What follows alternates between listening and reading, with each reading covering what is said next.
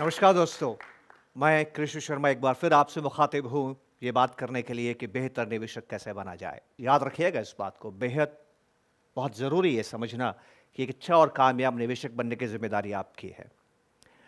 आइए हम सबसे पहले एक बहुत ज़रूरी बात करें और वो ये है कि मैंने ये अनुभव किया है कि बहुत से लोग ये नहीं समझते हैं कि बचत और निवेश में फ़र्क क्या है।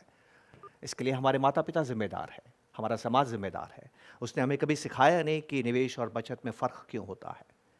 पर वो क्यों नहीं सिखा पाए इस बात को? क्योंकि उनके ज़माने में एक चीज़ नहीं हुआ करती थी दोस्तों जिसे हम कहते हैं महँगाई। इस महँगाई ने ही निवेश और बचत में फ़र्क पैदा किया है। आइए हम थोड़ा इसको समझने की कोशिश करें। जिसको ये बात समझ में आ गई, वो एक बेहतर निवेशक बनने की पहली सीढ़ी को पार कर गया। दोस्तों हम बचत क्यों करते हैं? बचत करना एक पाश्विक प्रवृत्ति है। मतलब ये है कि जानवर भी करता है और कर सकता है। बहुत सी बचपन में आपने कहानियाँ सुनी होगी कि शरद ऋतु का आने से पहले जानवर अपने खाने-पीने की चीज़ें संजो के रखते हैं, बचा के रखते हैं। तो हम बचत क्यों करते हैं? क्योंकि हमें भय है इस बात का कि हम नहीं जानते भविष्य में क्या होगा। और दूसरा कारण बचत करने का ये है कि हमें मानसिक शांति देता है कि अब मैंने बचत कर ली है, अगर संकट भी आया तो मैं उसको पार कर सकता हूँ। निवेश किसे कहते हैं? निवेश एक आधुनिक ज़माने की बात है, जो कुछ समय पहले नहीं थी दुनिया के अंदर। निवेश का मतलब होता है फ़ाइनेंशियल फ्रीडम, स्वतंत्रता, आज़ादी इस बात की कि आपको जीवन के अंदर कभी परेशानी नहीं आएगी। और निवेश आपकी बचत को इस्तेमाल करके कुछ इस तरह से काम करता है कि आपको पैसों के लिए काम नहीं करना होता है। गौर कीजिए आस-पास देखिए, हम लोग पैसों के लिए काम करते हैं। हम कमाना चाहते हैं, तभी तो हम जीते हैं। क्या उम्र भर हम कमाएँगे? कोई तो ऐसा वक्त आए जो हमने पैसा कमाया है वो हमारे लिए काम करें। निवेश इसी को कहते हैं। Money works for you, you don't work for the money. तो ये फर्क एक आम व्यक्ति को समझ में क्यों नहीं आता है? आइए इसको समझने की हम थोड़ी सी कोशिश करें। और इसको समझने के लिए बचत और निवेश का जो फर्क है वो कहाँ से हमें समझ में आता है? हमें समझ में आता है मनी। मनी क्या है? रुपया क्या है? मनी, रुपया, डॉलर, पौंड, आप किसी को भी करेंसी इसको आप मनी कहते हैं। कोई भी एक ऐसी वस्तु जिसमें 3 गुण हो, मीडियम ऑफ एक्सचेंज, वो आपका सौदा करा सके, यूनिट ऑफ वैल्यू, वो आपके वैल्यू की इकाई को परिभाषित कर सके और वो आपको एक युग से दूसरे युग में, एक समय से दूसरे समय में वैल्यू को, मूल्य को स्थानांतरित कर सके, स्टोर कर सके। जिसमें भी ये 3 गुण है वो मनी है। इस मनी ने ही निवेश को ज़रूरी बनाया है। कैसे? जब पहली-पहली मनी दुनिया में इस्तेमाल होना शुरू हुई, मुद्रा जिसको आप कहते हैं, वो जब दुनिया में इस्तेमाल होना शुरू हुई, तो आपने सुना होगा कि वो सोने की बनती थी, वो चांदी की बनती थी। ऐसा क्यों? क्योंकि ये अमूल्य धातु होती थी और धातु का जितना मूल्य होता था, उसी मूल्य का आपको वस्तुएँ, सेवाएँ मिलती थी। तो दुनिया में दोस्तों महँगाई नहीं थी, क्योंकि सोने और चांदी की आपूर्ति बहुत कम हुआ करती थी। जैसे-जैसे आर्थिक विकास होता था, लोगों की आमदनी बढ़ती थी। आमदनी जब मुद्रा में अदा की जाती थी, तो आपको उतनी ही आमदनी अदा की जा सकती है, जितनी कि उस धातु की पूर्ति है। अगर धातु कम है, तो आमदनी कम है, धातु ज़्यादा है, तो आमदनी ज़्यादा है। आपने सुना होगा कि जब स्पेन और पुर्तगाल ने दुनिया पे राज किया, उसके बाद अंग्रेज़ों ने और फ्रांस ने दुनिया पे राज किया, तो दुनिया भर से उन्होंने सोना और चांदी को एकत्र करके यूरोप में वो लेके गए। और उसके बाद में पहली बार दुनिया के अंदर हमने महँगाई को समझा कि जब बहुत ज़्यादा धातु, बहुत ज़्यादा सोना और बहुत ज़्यादा चांदी यूरोप में आ गई, तो वो महँगाई बढ़ी। तो महँगाई क्यों बढ़ती है? इकोनॉमिस्ट ये कहता है कि महँगाई तब बढ़ती है, जब मुद्रा की आपूर्ति बढ़ती है। Higher the supply of money, higher the inflation. अब देखिए आगे समझते हैं।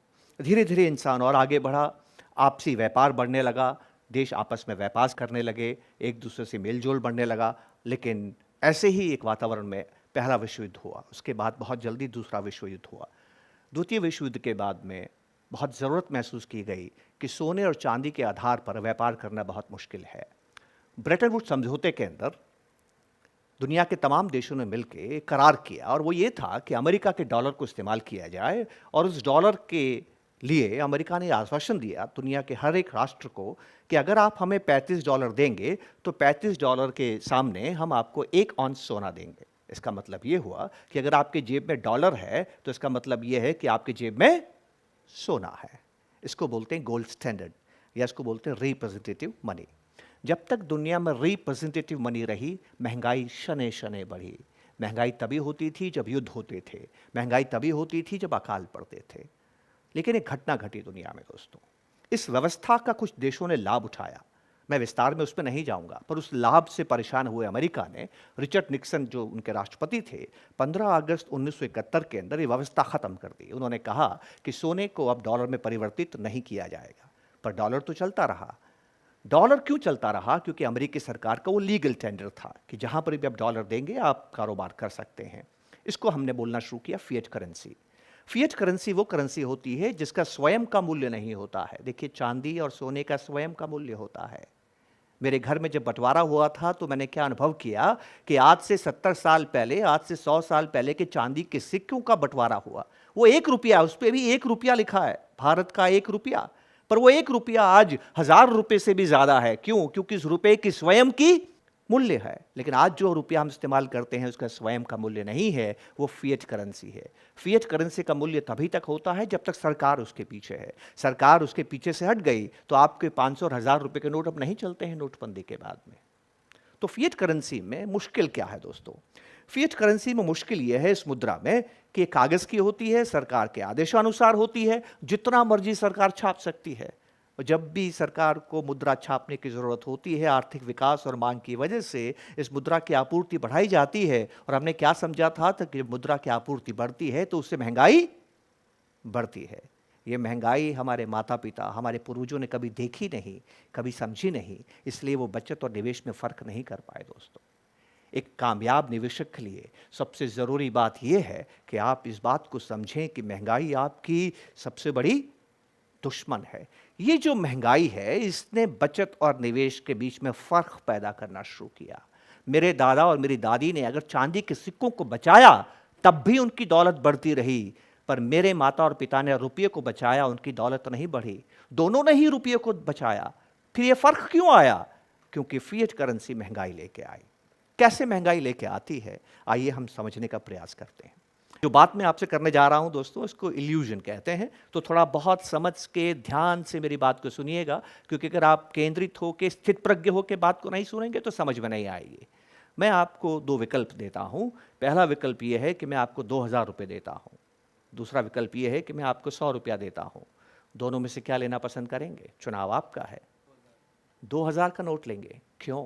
क्योंकि 2000 का नोट मूल्य में 1000 से ज्यादा होता है। बहुत बेहतर, हर कोई ये बात कह सकता है। अब थोड़ा कल्पना कीजिएगा, हॉलीवुड की मूवीज में आपने देखा होगा कि हमारे पास एक टाइम मशीन है। टाइम मशीन के जरिए मैं आपको सशरीर भूतकाल में ले जा सकता हूं, भविष्यकाल में ले जा सकता हूं। उस टाइम मशीन का मैं इस्तेमाल करता हूं और मैं आपसे कहता हूं कि ये 100 रुपये का नोट मैं आपको सन 2000 में दूंगा, लेकिन 2000 का नोट आपको सन 2018 में मिलेगा। दोस्तों बताइए क्या लेना पसंद करेंगे? आपने देखा आपके विचार बदल गए। क्यों? क्योंकि आज से 18 साल पहले के 100 रुपये की मूल्य, आज से 18 साल पहले 100 रुपये की क्रय शक्ति आज के 2000 रुपये से ज्यादा थी। कितनी साधारण सी बात है, लेकिन इस रुपये को हम धन कहते हैं। मेरी माँ मुझे कहती थी, बेटा बड़ा होकर पढ़ाई लिखाई कर, खूब रुपया कमाना। गलत कहती थी। मेरी माँ नहीं समझी कि रुपया कमजोर होता है, वक्त के साथ ताकत को खोता है। और मेरी माँ सोने को भी धन कहती थी, रुपये को भी बचा के रखती थी और सोने को भी बचा के रखती थी, दोनों से लगाव रखती थी। आइए सोने को समझते हैं, जो धन का दूसरा रूप है। मैं आपको 2 विकल्प देता हूं, ठीक इसी तरह से। एक 50 ग्राम सोने का सिक्का, एक 100 ग्राम सोने का सिक्का। दोनों में से आप एक ले सकते हैं। क्या लेना पसंद करेंगे? 100 ग्राम का सिक्का। क्यों? क्योंकि 100 ग्राम का सिक्के का मूल्य 50 ग्राम से ज्यादा होता है। दोस्तों कल्पना करें, वही टाइम मशीन दोबारा लेके आता हूं। उस टाइम मशीन के जरिए मैं आपको भूतकाल में लेके जाता हूं और 50 ग्राम सोने का सिक्का सन 2000 में देता हूं, 100 ग्राम के सोने का सिक्का सन 2018 में देता हूं। थोड़ा सोचिएगा, मनन कीजिए और बताइए आप दोनों में से कौन सा लेना पसंद करेंगे?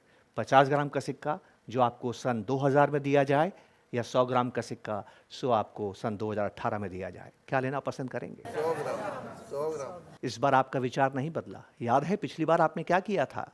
आपने 2000 रुपये को छोड़ के 100 रुपया लिया था, क्योंकि आज से 18 साल पहले के 100 रुपये की क्रय शक्ति आज के 2000 रुपये से ज्यादा थी। पर सोने में क्या हुआ? आज भी 100 ग्राम के सोने का मूल्य 50 ग्राम के सोने के मूल्य से ज्यादा है। 1000 साल पहले आदिकाल में भी था और 1000 साल बाद भविष्य काल में भी 100 ग्राम का सिक्का सदैव 50 ग्राम के सिक्के से बड़ा रहेगा। क्या कारण है इसका? इसका कारण है कि सोना एसेट है, सोना निधि है, सोने के अंदर ताकत है कि जैसे जैसे वक्त आगे बढ़ता है उसका मूल्य बढ़ता है। पर रुपया निधि नहीं है दोस्तों, रुपया धन नहीं है, रुपया एसेट नहीं है। रुपए में किया गया निवेश जो आप डिपॉजिट करते हैं, एफडी करते हैं, वो धन नहीं है, क्योंकि जैसे जैसे वक्त गुजरता जाएगा उसकी क्रय शक्ति, उसकी ताकत, उसका मूल्य कम होता चला जाएगा। तो जो लोग रुपया संग्रह करते हैं या करेंसी बेस्ड निवेश करते हैं, वो क्रय शक्ति में बढ़ते नहीं हैं, वो धनी नहीं होते हैं। पर जो लोग एसेट्स जमा करते हैं, 3 प्रकार के एसेट्स बहुत ही लोकप्रिय हैं, सोना, ज़मीन और इक्विटीज़। आपने देखा होगा कि दुनिया के सबसे धनी लोगों के धन की जब हम बात करते हैं तो यही तो बात करते हैं कि उसके पास इक्विटीज़ में निवेश कितना है, उसके पास सोना कितना है, उसके पास ज़मीन कितनी है। और तो और आधुनिक काल के अंदर हम सिर्फ ये देखते हैं कि उसके पास इक्विटीज़ कितनी है। अगर आप फोर्ब्स मैगज़ीन के 500 सबसे धनी लोगों को देखेंगे तो उन धनी लोगों के पास क्या है? केवल इक्विटीज़ हैं, ओनरशिप ऑफ बिजनेस। तो दोस्तों हमेशा याद रखिए, धन वो होता है जिसकी शक्ति समय के साथ बढ़ती है। हर वो चीज़ जिसकी शक्ति, क्रय शक्ति, मूल्य वक्त के साथ कम होती है, उसमें कभी निवेश न करें। यह निवेश का जरिया नहीं है। बचत और निवेश में ये बड़ा फ़र्क है जो किताबें नहीं सिखाती, ज़िंदगी सिखाती है। समाज और हमारे माता पिता नहीं सिखा पाए क्योंकि उन्होंने इस महंगाई को नहीं देखा था। Fiat currency, supply of money को हमेशा याद रखिएगा।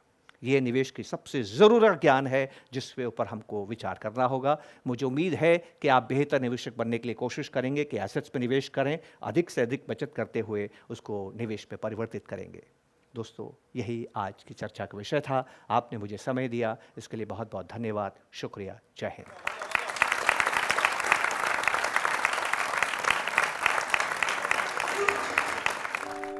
ऐसे और वीडियोस देखने के लिए सब्सक्राइब करें हमारा यूट्यूब चैनल। म्यूचुअल फंड निवेश बाजार के जोखिमों के अधीन हैं। योजना से जुड़े सभी दस्तावेजों को ध्यान से पढ़ें।